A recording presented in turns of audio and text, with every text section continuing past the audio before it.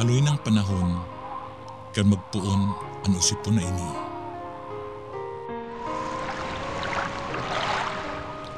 Sa sarong ido, inot daang nahiling ang sa iyang milagro. Kad ini mabuhay liwat, pagkatapos gamiton ang sa iyang dugo, tanganing tawan kulor ang sa iyang ladawan. Ladawan na naging tanda ning pagkamuot. Ina sa iyang aki, aki sa iyang ina.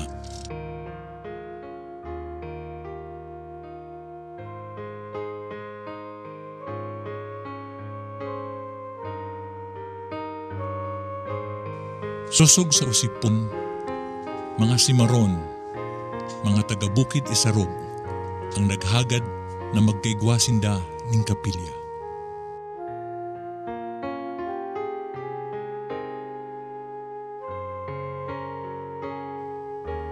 Kahagadan na naging kasimbagan man sa panuga kan mga enot ng namuot sa iya. Simple lang ang gabos sa kapinunan. Sa paglihis kan panahon, tulos nagparadakol kaming sa iyang mga parasunod.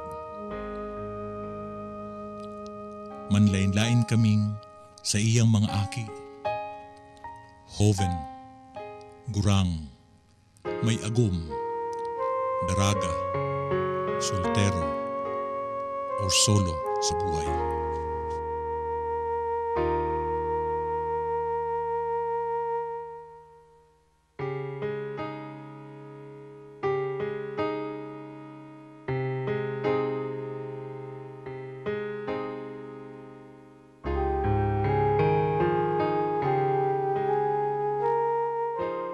Kung sain-sain kami napaduman,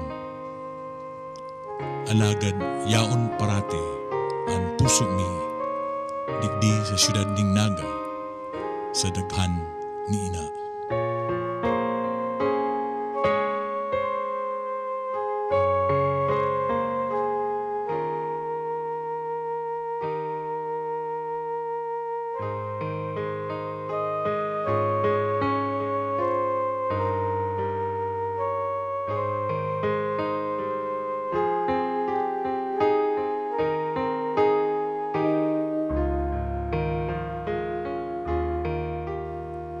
Kaibahan mi siya sa tahaw ning kadikluman, sa pagsakit asin pagmundo, inspirasyon sa paghinguwa, kaantabay sa kaginhawaan. Sa panahon nin pagrukyaw asin pag-ugma,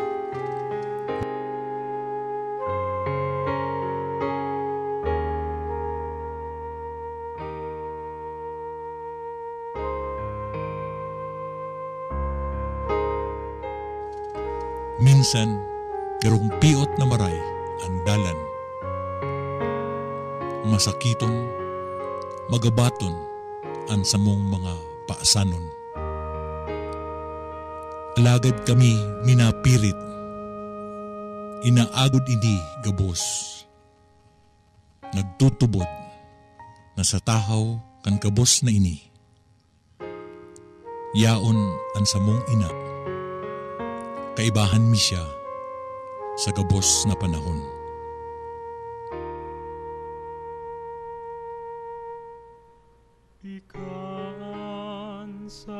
Saro lang akong simpleng deboto. Dakul day aram, dakul akong kaluyahan. Sa huri, inilangan sa kong pangadjian. Nakita, parating mag-iribanan sa pagrukyaw asin pagpasalamat ki ina. Urog na gayo sa iyang aking kagurangnan nyato gabos. Ngunyan, asin sa kudpaman.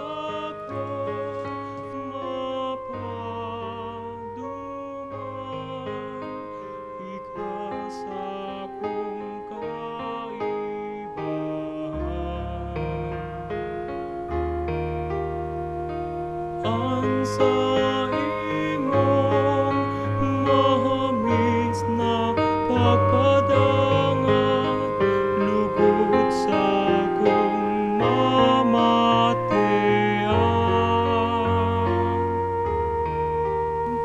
Ngunyan, asin